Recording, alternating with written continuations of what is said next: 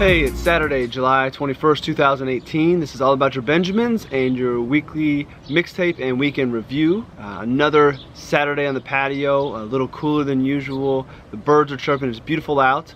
As I was sitting down last night to prepare for this week's weekend review video, I felt like there was a lot of news, a lot of headlines, a lot of things to talk about, but then as I made my way through those headlines, I really only came up with a handful. So let's see if I can't keep this week's video a little shorter than normal.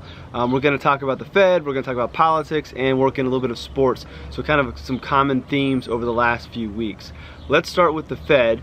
Earlier this week, Federal Chair Powell had a report, I guess you can call it, a press conference almost, with Congress, and he reported a positive outlook on the economy. Said that things were going well and trending well, which would allow the Fed to continue with their plan to raise interest rates. So overall, it was a good report. And then he said this, and I want to read this to make sure I get it right. In general, countries that have remained open to trade, that haven't erected barriers, including tariffs, have grown faster. They've had higher incomes and higher productivity. And countries that have gone in a more protectionist direction have done worse.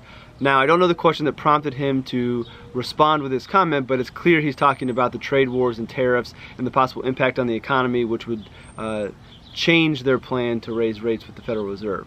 But this is not usually something we hear from a Fed chairman talking about the president's policies. So a little bit of a different comment. Again, I don't know what was asked to prompt it, but definitely a very strong view on where he would like to see the trade war and trade tariffs go. So that brings us to our next headline. So naturally there had to be a response from President Trump, and President Trump, out of character for a president, came back and commented on the Fed and said he wasn't happy about the plan to raise rates. Now, presidents typically do not comment on the Federal Reserve or try to influence the Federal Reserve's decisions. But as we've kind of found with this administration, things aren't typical and going about the way business is conducted. So it was an interesting comment back. Obviously, he heard what Federal Chair Powell had to say, wasn't happy about it, and stated his comments. At the end of the day, he said he was very happy with Powell and that he's a very good guy, but nonetheless, a comment from the White House about the Fed and saying what they wish they would have happen. I'm going to stick with the White House because President Trump met with Vladimir Putin this week, and in a press conference had some comments that made some people upset. The comments in particular were the ones regarding trusting Putin that they did not meddle in the 2016 election, despite all the evidence that shows Russia did try to influence the election and the outcome of it.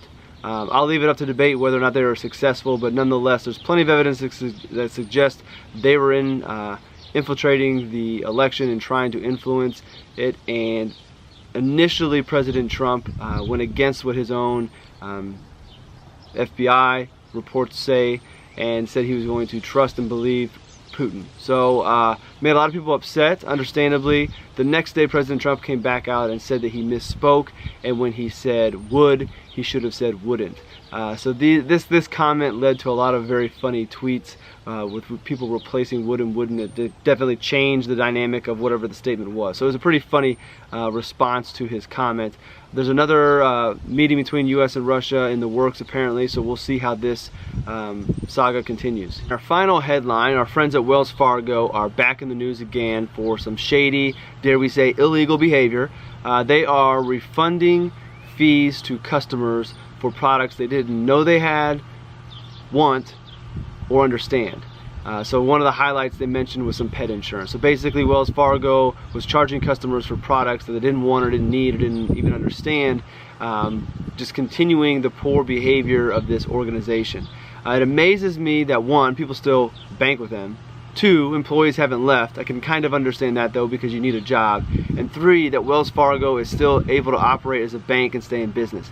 If you let a normal person, a financial advisor like myself, do anything remotely close to what Wells Fargo has done, I would be in jail, rightfully so. But yet they continue to operate as a bank, and people still work with them and work for them. So I feel bad for the employees at all this, because there are a lot of great people who are working there, providing for their family, and they are being dragged through the mud because of the behavior of this organization from top down. The good thing is the employment picture is strong, so hopefully these people will be able to find a better situation, work for a company with better culture, and maybe more drastic punishments will be handed out to Wells. But nonetheless, it amazes me that this just seems like every so often more and more comes out about what they were doing illegally to customers, and they continue to go forward. All right, so trying to find a story to end on a positive note. Last Sunday, France won the World Cup. We skipped church. Shame on us to watch the match. We enjoyed it. It was our first really World Cup experience. I didn't grow up playing soccer, but I get it now. The boys loved it. We had a great time, and it was a great match. So it was a lot of fun. We'll be looking forward to the Women's World Cup next year, and then in 4 years, the Men's World Cup again. So soccer is your World Cup champion soccer team. Congratulations to them. We had a great time with it, and we are a football family now in the Castelli household. Well, that's it for this week's Week in Review. Be sure to check out the mixtape below if you're watching this on the blog. If you're watching this on YouTube, head on over to allaboutyourbenjamins.com to see the mixtape articles. There's a lot of good ones there this week. Also, you can see the articles that support the Week in Review video. And as always, thank you for watching. Be sure to subscribe to everything All About Your Benjamins, whether it be the blog, the YouTube, the podcast. I'm trying to put out a lot of great content there. Had a great conversation this week with Joey Fishman of Ritholtz Wealth Management about ESG and socially responsible investing, so be sure to check that out and have some great conversations coming up over the coming weeks. Thanks for watching again, and we will see you in the next episode.